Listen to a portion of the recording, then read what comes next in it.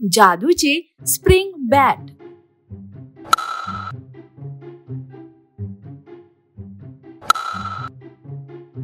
नागपूरमध्ये चिन्मय नावाचा मुलगा राहत होता. तो खेळायला घराबाहेर गेला होता, पण तो घरी परतला नव्हता. तेव्हा त्याचे वडील कुमार काळजीने आपली बायको कविताला, अरे तुझा लाडका मुलगा कुठे आहे? खेळायला गेला होता ना, आतापर्यंत घरी यायला हवा होता, पण तो का बरं नाही आला? कुठे थांबला तो? माहिती नाही. अहो, आजकाल तो खूप त्रासलेला असतो. आतून तो खूप दुःखी आहे. तो ना चांगल्या प्रकारे खातो ना झोपतो. हो का? तो एवढा त्रासलेला आहे? खूप गंभीर बाब आहे ही. येऊ दे, त्याला शोधून काढतो मी. खूप वेळ झाली पण तो आलाच नाही. अरे कविता, मला वाटतं तो खेळण्यात मग्न झालाय. मीच त्याला पकडून आणतो. म्हणून तो मैदानात गेला. मैदानात सर्व मुले खेळणे सोडून झाडावर बघत होते. हे बघून कुमार, अरे मुलांनो, हा खेळ बंद करून झाडावर काय बघत आहात? तिथे माकड क्रिकेट खेळत आहेत का? हो काका, चिन्मय नावाचा एक माकड झाडावर क्रिकेट खेळत आहे, म्हणून आम्ही झाडावर बघत आहोत. काय म्हणतोस? चिन्मय आणि माकड? तो झाडावर काय करतोय? कुमार वरती पाहतो तर चिन्मय झाडावर झोपला होता. अरे चिन्मय, काय झालंय?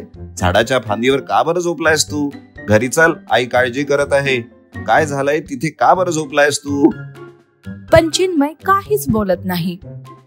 काका, खूप मोठी बाब नाही आहे. बॅटने तो बॉल मारू शकत नाही, म्हणून सर्व मुलं त्याची मस्करी करतात. कोणीच त्याला आपल्या टीम मध्ये घेत नाही. अरे बाळ चिन्मय, लवकर झाडावरून उतर. जर खरे माकड आले आणि विचार केला की हा नवीन प्राणी आहे, तर तुझ्यासोबत तो लढाई करणार. आणि एवढेच नाही, तर त्याला जर राग आला तर तुझे शर्ट आणि पॅन्ट हिसकावून घेणार. तेव्हा तू माणूस नाही, आधी माणूस बनून जाणार. मग सगळे तुझी मस्करी करणार. तेव्हा चिन्मय शांतपणे झाडाखाली उतरतो. त्याला सायकलवर बसवून घरी जाताना कुमार, बरं बाळा, आता सांग, तू झाडावर का बरं जाऊन बसलास? जोपर्यंत तू कारण सांगणार नाहीस, तोपर्यंत मी त्याचं निदान कसं करणार बेटा? बाबा, माझ्या सगळ्या मित्रांकडे पॉवर प्ले वाली बॅट्स आहेत. जशी ते बॉलला स्पर्श करतात, बॉल हवेत उडतो. मी माझ्या बॅटने कितीही जोराने मारला ना, तरी बॉल हलत सुद्धा नाही. अरे बाळा, तुझ्यात ताकद नाहीये. तू जेवण बरोबर नाही करत ना. अरे बाळा, टीव्हीवर कार्टून बघणे बंद कर आणि चांगल्या प्रकारे जेवण कर. तेव्हाच तू शक्तिशाली बनशील. या वयात दिवसातून 4 वेळा जेवण केलास तरच तुझी ताकद बनेल ना. बाबा, मला नाही माहित की तुम्ही काय करणार, पण मला एक चांगली बॅट पाहिजे. बस ती बॅट अशी असायला हवी की मी यू करून मारली ना, तर बॉल सीधा बाउंड्री पार. जर अशी कोणती बॅट असेल तर माझ्यासाठी बनवून ठेवा. अरे बाळा, तू असं काम नको करूस. मी कोणता ना कोणता उपाय शोधून काढतो. असं म्हणून त्याला घरी घेऊन आला आणि घरी सोडून, जा बाळ, आज जा, काहीतरी खाऊन घे, आई चिंता करत आहे. असं म्हणून त्याला आतमध्ये पाठवून त्याने एक लाकडाचा तुकडा उचलला आणि त्याने त्याची एक बॅट बनवली.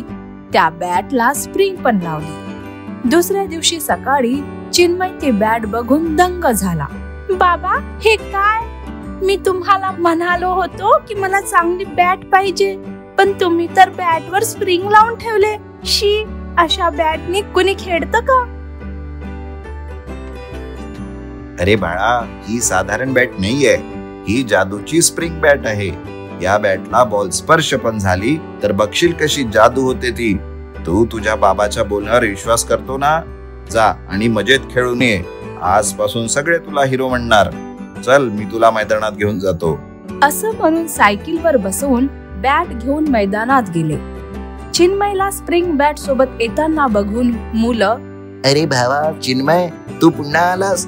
कालच्या पराभवाने तुझे पोट नाही भरले का? पुन्हा मजेचा विषय बनणार आहेस तू. हो, बघू यावेळेस कोण कुणाची मस्करी करतो ते. एक मुलगा धावत धावत येऊन बॉल फेकतो. चिन्मयने आपल्या स्प्रिंग बॅटने बस स्पर्श केला की बॉल उडून मैदानाच्या बाहेर गेली. तेव्हापासून चिन्मय आपल्या जादूच्या स्प्रिंग बॅटने प्रत्येक बॉल मध्ये 6 मारू लागला. तो तिथला हिरो बनला.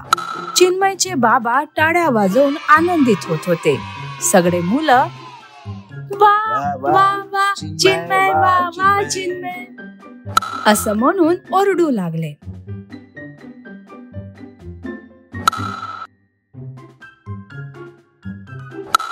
अरे मित्रा, तुझी बॅट आम्हाला पण दे ना, आम्ही पण याच्यासोबत खेळणार. अरे ही जादूची स्प्रिंग बॅट आहे. हिला माझ्या बाबांनी बनवली आहे. याचे श्रेय माझ्या बाबांना जाते. आय लव्ह यू बाबा असं म्हणून आपल्या बाबाला मिठी मारली.